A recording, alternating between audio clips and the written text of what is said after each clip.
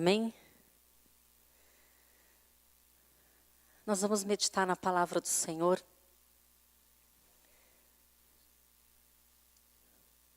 Eu estava comentando com a Esther que Deus ele é perfeito em tudo que faz. A gente sabe, mas às vezes a gente é lembrado um pouco mais, né? Que Ele é. Eu sei que não tem como Ele ser mais perfeito do que Ele já é. Ele é perfeito já no topo, assim, né? Mas eu estava escalada para pregar semana passada, domingo passado. E aí eu passei a semana buscando de Deus o que Ele queria que ministrasse, e Ele não me disse. E chegou sábado, Ele não tinha me dito. E aí eu vou ficando um pouco tensa, sabe? Eu estava estudando várias coisas, mas nenhuma das coisas que eu estava estudando era... Eu sei quando o Espírito fala. E eu falei, mas eu não posso pregar qualquer coisa. Eu sei que a palavra de Deus toda é maravilhosa, toda é poderosa, mas eu sei que Deus tem uma palavra para aquele dia. E Ele não me dizia. E aí, no sábado, na hora do almoço, eu estava fazendo almoço e tal, e já estava com planos de passar a tarde toda, a noite toda, a madrugada toda, buscando, porque eu precisava da palavra, né? E aí aconteceu um acidente lá na minha casa, alguns sabem, e com fogão, e aconteceu uma tragédia, mas Deus me livrou de todo o mal, e aí pegou fogo, enfim, foi um caos. E aí eu fiquei bastante... assim, mexeu muito comigo aquilo, eu fiquei chorando por umas 3, 4 horas, e com dor, porque queimei o braço, enfim. Aí eu mandei um recado para a Esther e para a pastora Lilian, para elas estarem orando por mim, e foi um grande livramento. Eu não fiquei com nenhuma marca no rosto, eu podia estar aqui totalmente queimada agora. E aí eu estava assim, falei, Jesus, agora que eu estou assim, eu já não tinha palavra, agora que eu estou mal, eu não tenho a palavra. Aí a Esther mandou um recado para mim, Jane, fica tranquila que eu ministro no teu lugar. Aquilo foi para mim assim, um presente de Deus. Aí eu pude ficar chorando tranquilamente até passar tudo que estava acontecendo comigo. E aí depois de alguns minutos ela me manda outro recado. Deus já me deu a palavra. Gente, incrível. Deus já deu a palavra. Como assim, né? E aí foi aquela bênção no domingo. Quem não estava perdeu. Foi uma bênção e a presença de Deus. E aí Deus tinha tudo preparado. Aí quando acabou o culto, acabou. Deus me deu a palavra. Mas não tinha ainda escala para hoje. Aí na segunda-feira, o pastor falou, você vai ministrar domingo à noite. Tá bom. Ele, você tem a palavra? Agora eu tenho a palavra.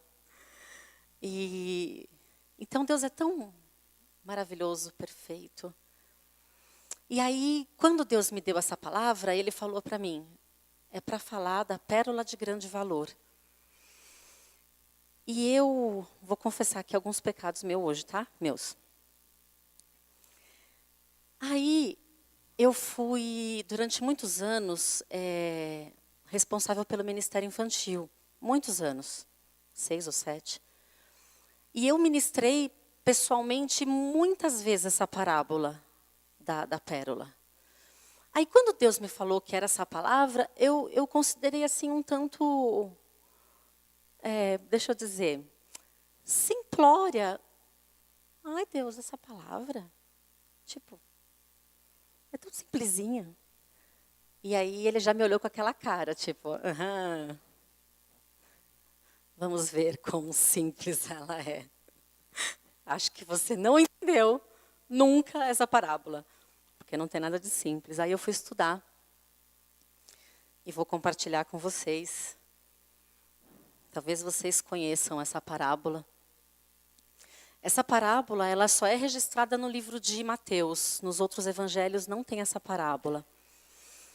E Jesus ensinava muito, né, através de parábolas. Não sei se todos sabem, mas era um método, né, para que ele pudesse explicar princípios espirituais através de coisas do cotidiano das pessoas, coisas que as pessoas iriam entender. E ele usa a pérola nessa parábola, porque a pérola na época de Jesus era uma pedra muito valorizada, mais do que esmeralda, safira e outras pedras. Hoje em dia a pérola tem um valor infinitamente menor. Você compra coisa de pérola num preço, né, barato hoje em dia. Mas naquela época a pérola era algo muito valioso. E é importante você entender isso para você entender por que ele usa a pérola nesse texto e não qualquer outra coisa. E este é um momento, quando ele conta essa parábola, é um momento que já tinha acontecido muitos milagres, muitas curas. Não é um dos primeiros discursos de Jesus. Ele já tinha falado muitas coisas, já tinha ensinado muitas coisas e principalmente já tinha curado muitas pessoas. E aí daí a gente entende a necessidade desse discurso nesse momento. Porque a maioria das pessoas estavam seguindo ele para comer pão, para ser curado, para ser tocado pelo poder dele, curiosos, enfim.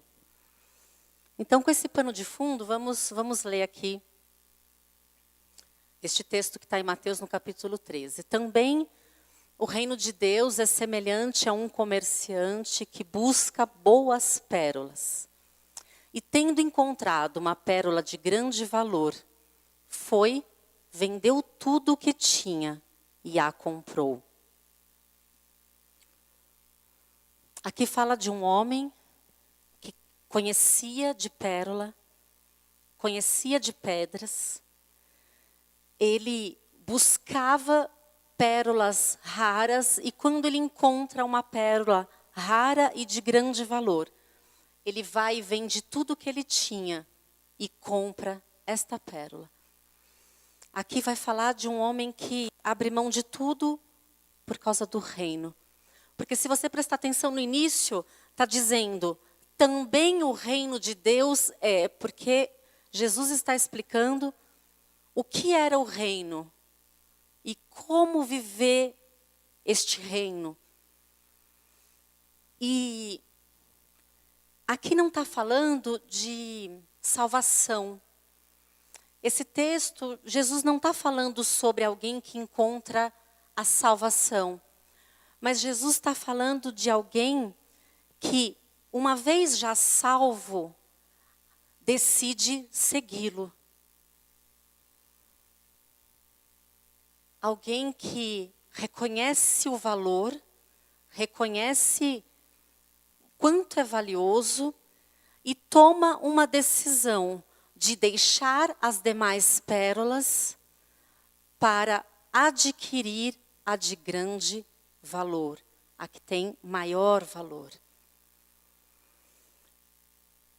Não sei quantos entenderam isso na época. E eu confesso que eu tinha um entendimento muito superficial disso. Ele está falando de alguém que larga tudo para segui-lo. E aí eu te pergunto, quanto custa para seguir Jesus? Porque a salvação te custou? Não. A salvação é de graça. E aí eu fiquei pensando, gente, será que tem algum custo? E aí eu fui achando textos e textos e textos que eu falei, não acredito nisso. Então, eu quero que você preste muita atenção. Quanto custa? Se alguém vier a mim e não aborrecer seu pai, mãe, mulher, filhos, irmãos, e até mesmo a sua própria vida, não pode ser meu discípulo. Se algum de vós está querendo edificar uma torre, Não se assenta primeiro a fazer as contas dos gastos para ver se tem com quem acabar? Para que não aconteça que depois de haver posto os alicerces, não podendo acabar, todos os que a virem comecem a escarnecer dele, dizendo: da mesma forma, qualquer de vós que não renuncia a tudo o que tem, não pode ser meu discípulo. Espera aí que eu acho que eu pulei uma coisa aqui. Não, tá certo. Vocês prestaram atenção nesse texto? Começa dizendo assim: quem não aborrecer pai, mãe, irmão, irmã, tia, avó, cachorro, gato. Aí você pode fazer a lista que você quiser. Não pode ser meu discípulo. Aí emenda num texto que eu particularmente nunca tinha tido entendimento que eu tive agora. Porque aí emenda num texto dizendo assim: se você vai construir uma torre, um edifício, um prédio, você precisa calcular antes para ver se tem dinheiro, tijolo suficiente para concluir a obra. Não é isso? E eu sempre pensei que isso tivesse relacionado assim, uma dica para viver bem. Sabe assim? Então você vai fazer medicina? Então, pense bem, porque você vai ficar sem sábado, domingo, você vai deixar de ir a muitas festas, lugares, vai deixar de comprar muita coisa porque vai ter que pagar livro de medicina, vai ter que estudar muito para passar no cursinho, nananana. Então, antes de entrar na faculdade, veja se é isso que você quer mesmo. Só que não é a respeito disso, pode até ser também isso, mas o que eu entendi é o seguinte: se você vai seguir Jesus, calcule, avalie. Não vai dar uma de, eu vou, eu morro, e pode contar comigo, que aí depois, na primeira situação, o cara some. Aqui ele está falando para nós assim: você tem que pensar e tomar uma decisão consciente. Se você quer me seguir, você precisa estar ciente de: tem uma pérola de grande valor e tem as outras com outros valores. Você está disposto a deixar todas as outras coisas para me seguir? Tem pessoas que reconhecem o valor da pérola, mas não estão prontos para deixar tudo e seguir Jesus. Alguns ainda não têm coragem, porque as outras coisas ainda ocupam demais o coração. Da mesma forma, qualquer de vós que não renuncia tudo o que tem. O que significa tudo o que tem? É mais ou menos assim. Um homem chega numa loja onde vende pérola e ele vê essa pérola raríssima, maravilhosa, valiosa, e ele quer comprar essa pérola. E ele vai para casa e sonha com a pérola, pensa na pérola, que pérola incrível. E aí no dia seguinte ele volta e pergunta para o vendedor: quanto custa essa pérola? Aí o vendedor diz: custa tudo o que você tem. Aí ele vai embora para casa, pensa mais uma noite, calcula e vê e pensa, olha para um lado, olha para o outro, olha para a mulher, olha para o filho, vê o extrato do banco. Aí ele volta no dia seguinte lá na loja e fala assim: eu decidi, eu vou comprar essa pérola. Aí o vendedor diz: ok, quanto você tem na carteira? Aí ele diz: R$100. Ok? R$100. Aí o vendedor começa a anotar. E no banco? Ué, mas também no banco? No banco, você tem quanto? R$1.000 no banco. Ok? R$1.000 no banco. Tem dinheiro aplicado debaixo do colchão, dólar escondido em algum lugar, ações? Não tem. E aí o cara diz assim: mas se você pegar todo o meu dinheiro, como é que eu vou cuidar da minha mulher, dos meus filhos. Ah, tem mulher e filhos? Mulher e filhos. Não, peraí, mas eu vou ficar sozinho na minha casa. Ah, você tem casa? Casa. Tem carro também? Tenho. Carro. Não, mas assim, desse jeito, eu vou ter que andar de bicicleta. Ah, tem bicicleta? Bicicleta.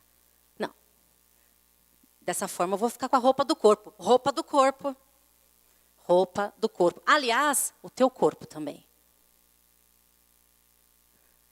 A partir de agora, tudo o que você tem é meu. Pode levar a pérola. Você tem a pérola.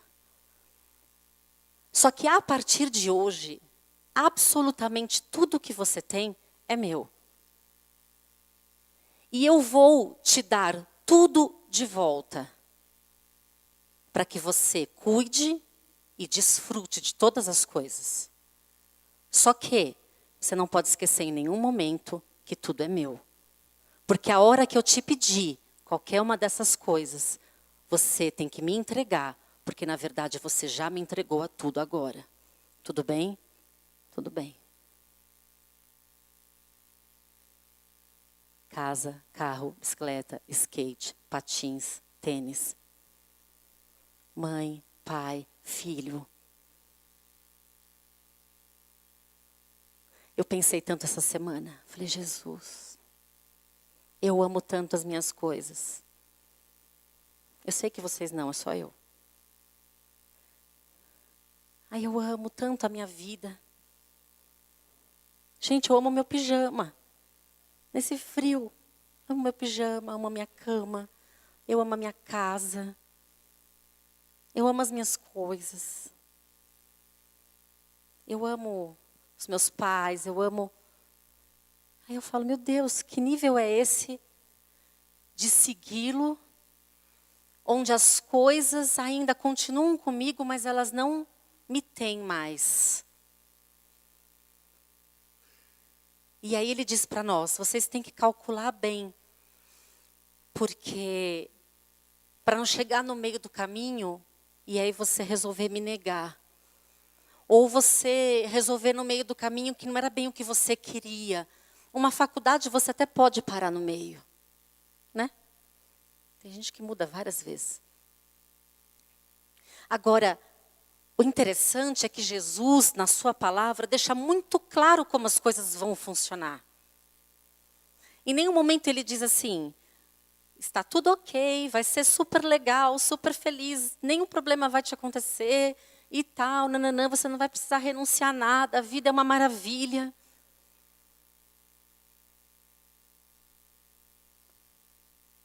Ele deixa muito claro e ele diz assim, tome uma decisão consciente, para que quando chegue o soldado e pergunte para você, você o conhece? Você seja discípulo suficiente para dizer sim, eu conheço. E você saber que você vai perder a sua vida. Porque a palavra dele diz que aquele que perde a sua vida, olha o que diz Lucas capítulo 9, versículo 24. Pois qualquer um que quiser salvar a sua vida, perdê-la-á. Mas qualquer que por minha causa perder a sua vida, esse a salvará. Aí está ali você diante de dois caminhos. Seguir o seu próprio caminho ou seguir a Jesus, considerando tudo o que ele diz.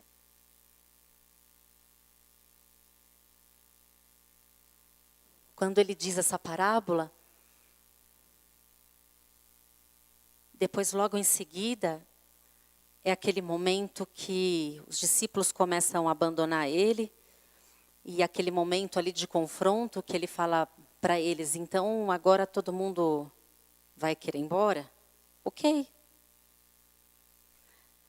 É tão interessante como Jesus, ele fala conosco e trata conosco, né? Não fala assim, Tiago, você vai ficar e pronto, acabou.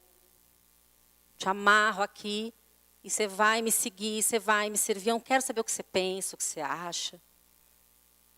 Ele é Deus e poderia fazer isso. Mas ele apresenta para o Tiago como é a vida com ele. E apresenta a ele como é a vida por conta dele. E todos nós temos o momento da decisão, né? Às vezes você já está há um tempo na igreja. E aí, como o Arles tem falado, que a gente está chegando no momento de descer do muro. Para um lado ou para o outro. E aí você pensa e fala, meu Deus, será que eu estou preparado para entregar tudo para Ele? Porque Ele, uma vez que você entrega, Ele pode fazer o que Ele quiser. E Ele pode fazer também o que Ele não quiser. Será que eu estou preparada para segui-lo? Porque outro dia eu estava até conversando a respeito disso, quando a gente fala assim, eu sigo Jesus. Isso acabou virando até uma coisa assim, até com um pouco peso, né? Nós seguimos Jesus. Mas será que a maneira como a gente vive é eu seguindo Jesus ou querendo que Ele me siga? Eu largo tudo e sigo, ou eu chamo Ele para seguir a vida que eu já tenho?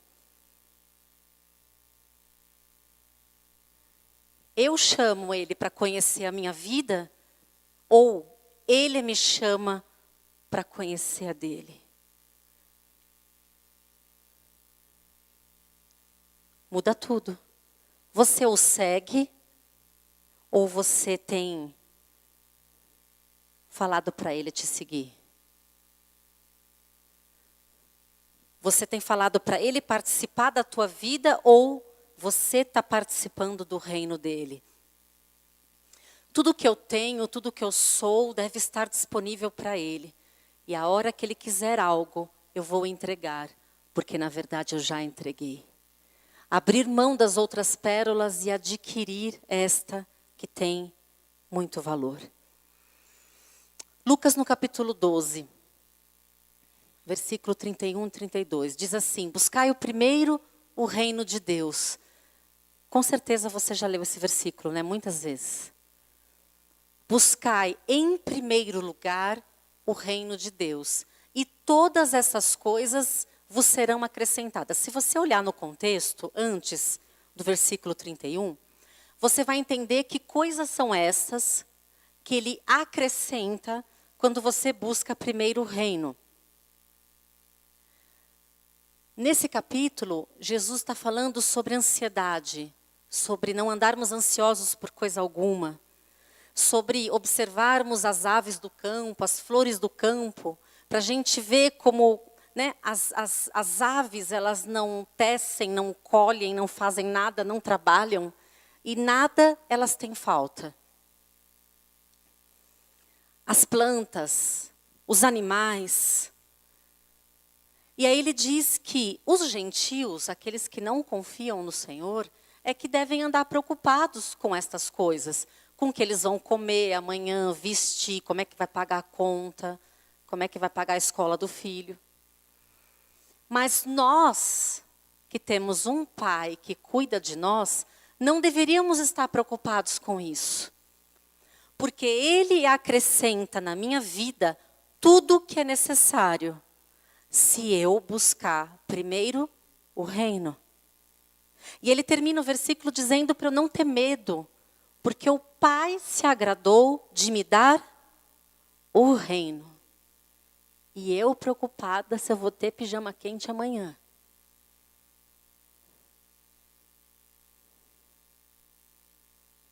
E a gente preocupado, pelo menos eu, com tantas coisas.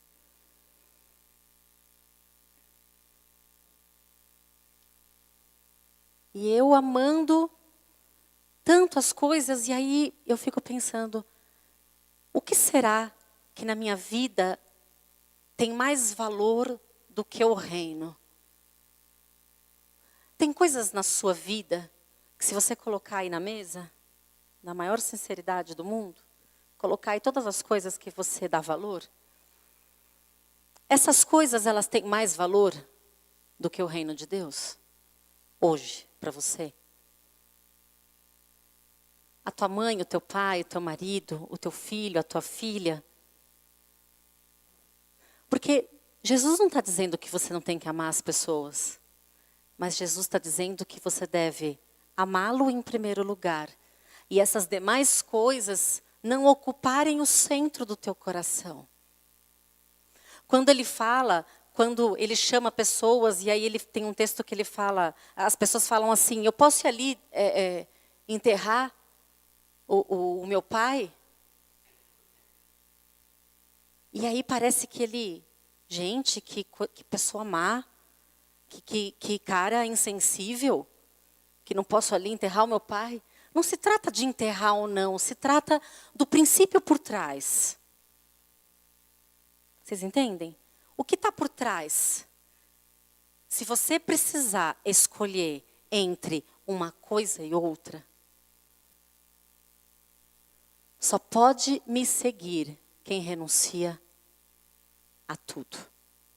Se a gente pegar como exemplo o próprio Jesus, que renuncia a tudo, renuncia à glória, renuncia à sua própria vontade, se esvazia de si mesmo, se esvazia da glória, da santidade, se esvazia de tudo. Para quê? Para honrar o Pai. Ele não considerou a sua vida preciosa, mas ele renunciou à própria vida para que pudesse cumprir a vontade do Pai. E aí, porque ele se humilhou, porque ele se esvaziou, o que acontece com ele depois? É exatamente a história que eu contei para vocês no começo. Depois que a Esther me dá tudo, tudo, tudo. Aí eu falo, Esther, agora eu te devolvo, você cuida de tudo para mim. Jesus entrega tudo para Deus e Deus devolve tudo para ele. E diz que ele foi exaltado sobremaneira. E Deus o deu um nome que está acima de todo nome. E ele foi exaltado, mas primeiro ele se entregou. Eu penso que, por mim, eu não sei o que é esse tipo de entrega. Eu não sei. Eu não sei que tipo de entrega é essa que você renuncia à própria vida. Se eu tenho medo de perder a minha vida, é porque eu ainda sou o dono dela. Olha isso. Se eu tenho medo de perder a minha própria vida, é porque eu ainda sou o dono dela. Mas se o dono da minha vida é Cristo, eu não preciso ter medo de perdê-la. Porque quando eu perder, aí a minha vida estará salva.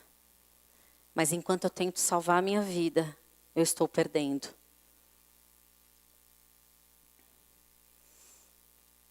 E aí são dois textos muito importantes para a gente meditar. Em Mateus, no capítulo 4, que é quando ele fala, vinde após mim, que nós já falamos aqui. É eu atrás dele, e não ele atrás de mim. E quando ele diz em Mateus, no capítulo 9, no versículo 9, segue-me. E não você dizer para ele te seguir.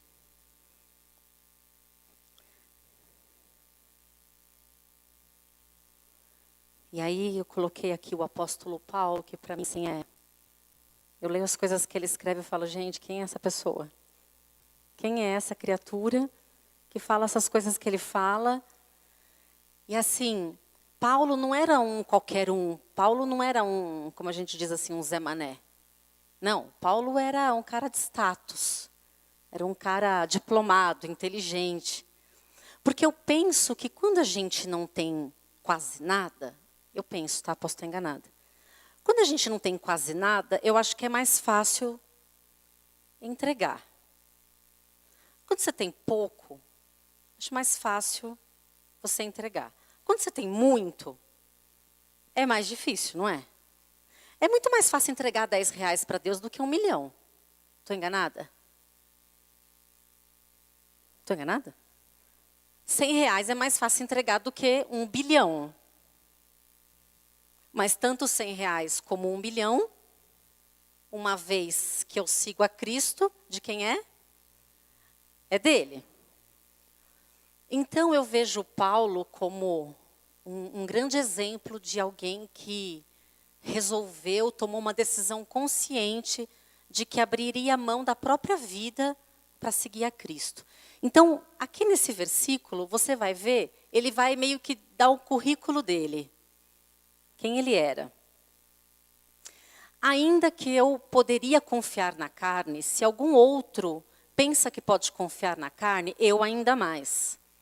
Circuncidado ao 8º dia, da linhagem de Israel, da tribo de Benjamim, hebreu dos hebreus, segundo a lei fariseu, segundo o zelo perseguidor da igreja, segundo a justiça que há na lei irrepreensível. Mas o que para mim era lucro, tudo que ele considerava valioso, eu considerei-o perda por causa de Cristo. E, na verdade, tenho também por perda todas as coisas, por causa da excelência e grandeza do conhecimento de Cristo Jesus, meu Senhor, por quem sofri a perda de tudo, para que pudesse ganhar a Cristo e ser achado nele. Tudo o que ele tinha, agora, uma vez que ele encontrou a pérola de grande valor, ele toma uma decisão consciente. Ele diz assim, eu vou comprar essa pérola e vou viver seguindo Cristo. E tudo que eu considerava incrível, maravilhoso e tudo que era status na minha vida, agora eu vou entregar a Cristo. Porque me importa ser achado em Cristo.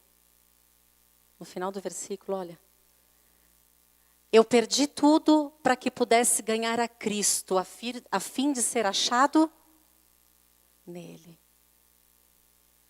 Porque se a gente compreendesse que quando você tem Cristo, você tem o reino e você tem tudo.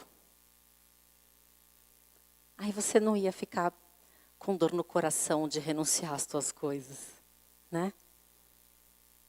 Talvez a gente ainda não tenha tido a revelação desse valor. Talvez você tenha tratado ainda como até uma joia, tá? Mas não sei se com valor suficiente para eu trocar tudo o que eu tenho. E em Filipenses 1:21 ele diz, o viver é Cristo. Qual seria a sua resposta? O seu viver é o quê?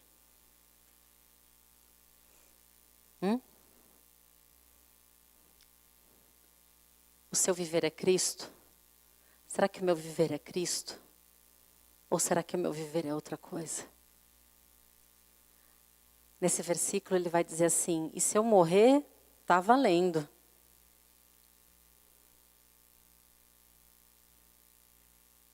Com certeza Paulo viu. Com certeza ele viu. Ele viu Cristo. Ele viu, ele contemplou, ele olhou nos olhos, aquele encontro ali, quando ele caiu do cavalo, ele de fato viu. Eu lembro que quando eu me converti, eu tinha muitas perguntas e tal, acho que todo mundo, né? Até hoje eu tenho muitas perguntas, mas... E aí eu tinha uma listinha de coisas que eu queria perguntar para Jesus se ele aparecesse na minha frente. Já teve isso? Não? E aí eu me lembro que um determinado dia eu tive uma experiência muito especial com Deus. Ele falou muito comigo. E aí eu estava com a minha Bíblia, ali orando, com essa minha listinha. Ficava sempre na minha Bíblia a minha listinha de coisas que eu queria perguntar. Várias coisas. E aí, naquele momento, eu pensei assim, gente, o dia que eu tiver... Porque aí eu pensava assim, bom, eu acho que eu só vou conseguir ter essas respostas o dia que eu, né, estiver na glória e estiver frente a frente com Ele. E aí me veio assim, o dia que eu estiver frente a frente com Ele, eu não vou ter mais nada o que perguntar. Porque Ele será a resposta. Vou perguntar o quê diante dEle? Acha que não tem nem cabimento fazer uma pergunta? Porque Ele é a resposta de tudo, Ele é a verdade. Então eu creio que Paulo teve esse momento de eu vi a glória de Deus. E eu decido escolher a glória de Deus. Eu decido deixar a minha glória para viver para a glória do Senhor.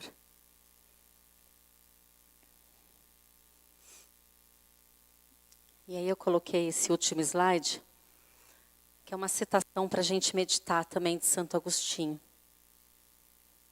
Tem ali o filho igual ao pai, né? Quando você segue Jesus, você fica como Ele. E eu pensei, falei, gente, será que uma boa medida para você saber se você está seguindo Ele é você ver com quem você tem se parecido. Boa medida, né? Você para, como eu fiz essa semana. Será que eu estou parecendo com quem? Será que o que eu falo parece com quem?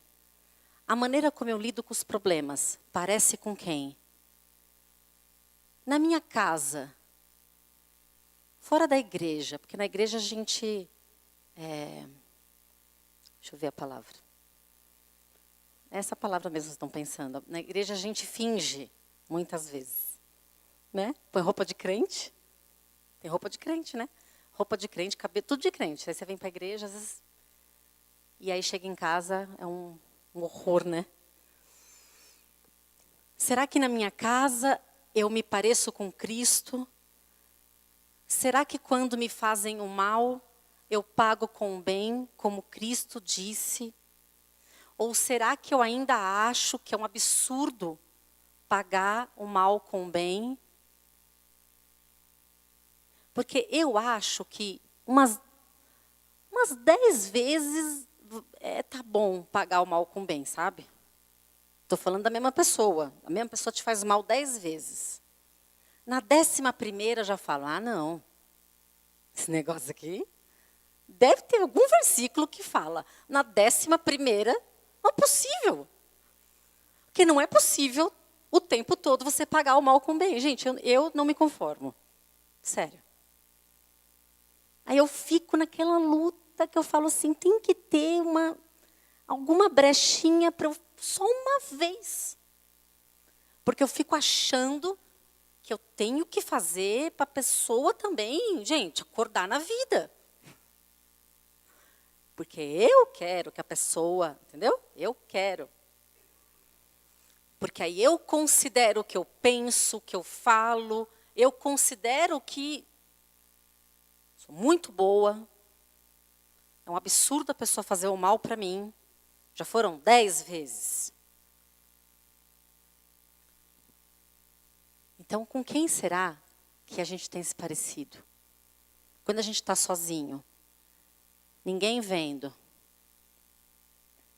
Sabe aquela hora que ninguém está vendo? Uma vez estava explicando para uma criança da onisciência de Deus, da onipresença e tananã, tananã. Olha, porque tinha acontecido um problema no portão aí e não tinha sido ninguém. Alguma criança destruiu o portão e não foi ninguém. Aí a gente conversa. Gente, olha, mesmo que você tenha feito achando que foi escondido, Deus está vendo, nananã, não sei o quê. Aí vem uma criança e fala assim, pastora, então Deus tem olhos nas costas? Falei, toda parte. Ele vê tudo, tem olhos na frente, atrás, em cima, embaixo, ele vê tudo. Porque a gente se engana achando que quando eu estou sozinha, eu estou sozinha. Porque ele vê tudo. Então, Se você tivesse que responder hoje, o que é viver para você e a quem você tem imitado na maior parte do teu tempo? Você tem andado como os gentios andam? Tem uma historinha muito simples que diz assim, né? 2 passarinhos conversando. E aí esses passarinhos observando os homens, andando de um lado para o outro, ansiosos e nervosos e preocupados. E aí um passarinho pergunta para o outro, por que o homem anda desse jeito? Parece um doido para lá e para cá e está nervoso. E aí o outro passarinho diz, porque ele não tem o Deus que a gente tem.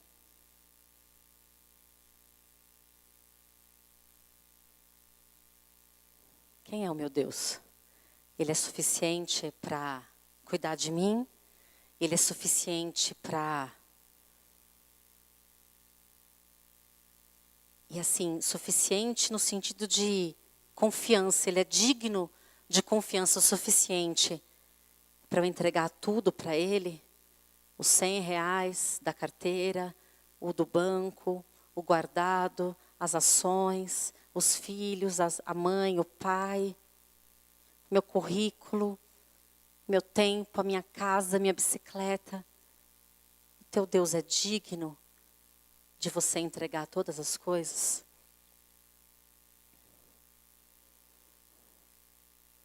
E aí, vocês podem saber, né, que depois de ter achado que a parábola era muito simples, eu fiquei com cara de... Foi mal? Porque não tem nada de simples.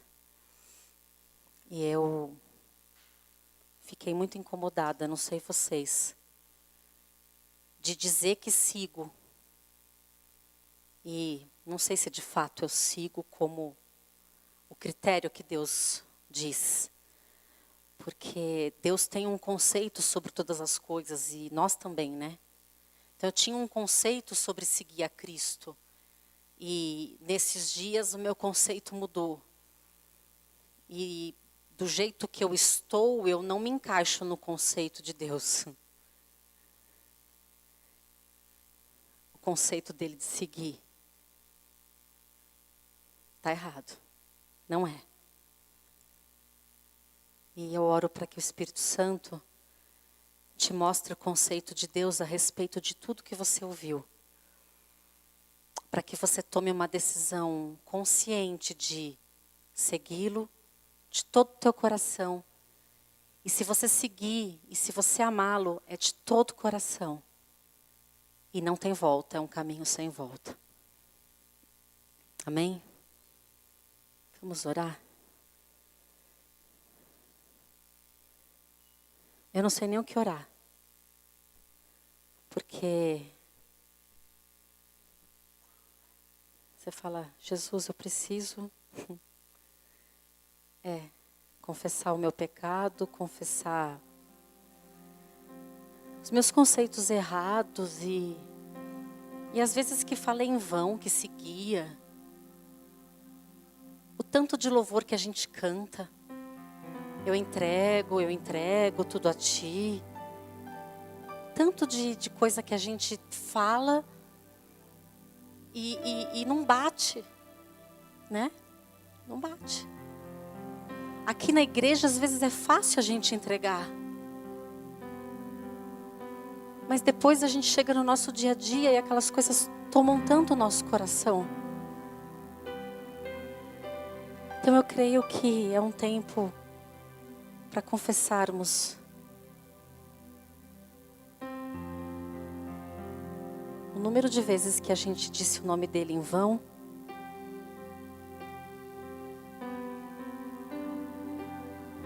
E o tempo que a gente tem passado pedindo para ele nos seguir.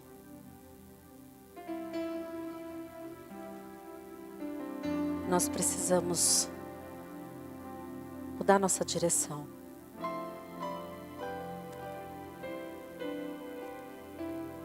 E o maravilhoso é que mesmo Pedro, que negou a Jesus, depois de um tempo teve a chance de falar que queria seguir, que estava pronto.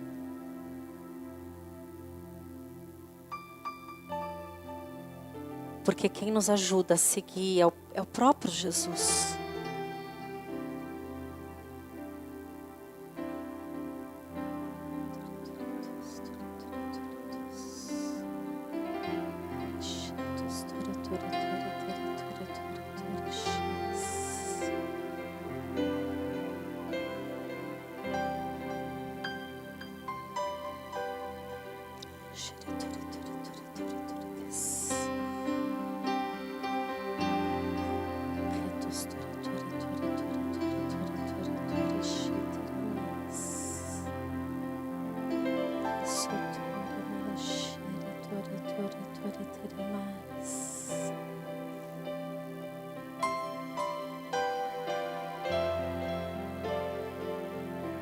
Confesse a tua religiosidade.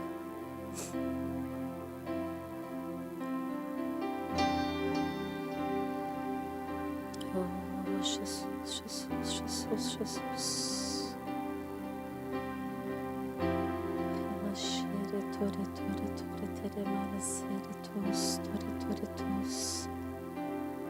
E peça para o Espírito Santo te conduzir ao arrependimento. Ele vai te tomar pela mão e Ele te leva a um lugar de arrependimento. Um lugar onde há verdade.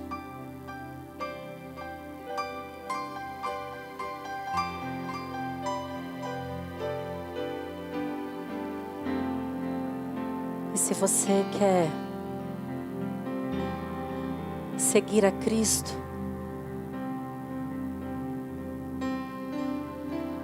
faça uma lista de tudo que você precisa entregar a Ele.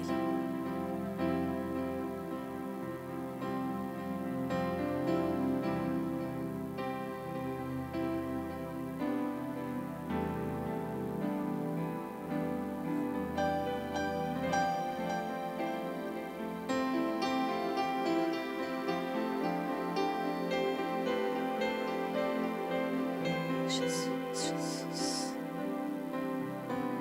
Nos ajuda, Senhor. Nos ajuda, Jesus. Não somos capazes, Pai, de te seguir. Não somos capazes. Precisamos do Teu Espírito nos ajudando. Somos fracos. Somos egoístas, somos mesquinhos, somos tão dono das nossas coisas.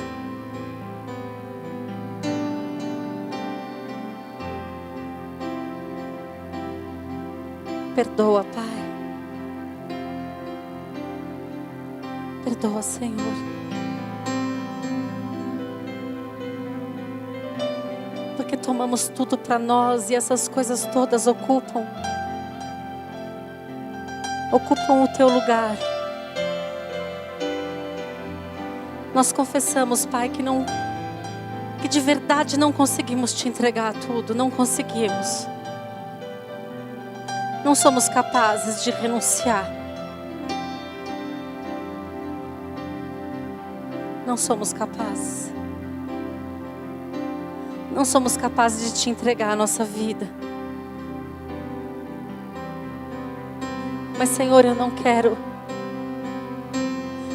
um dia estar diante do Senhor e o Senhor não me conhecer. Não posso imaginar o dia que vou estar diante do Senhor e o Senhor vai olhar para mim e vai dizer: não te conheço.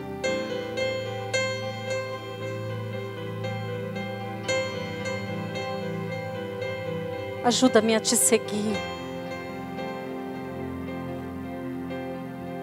Ajuda-me, Senhor, ajuda os meus irmãos aqui, Pai, a confiar em Ti.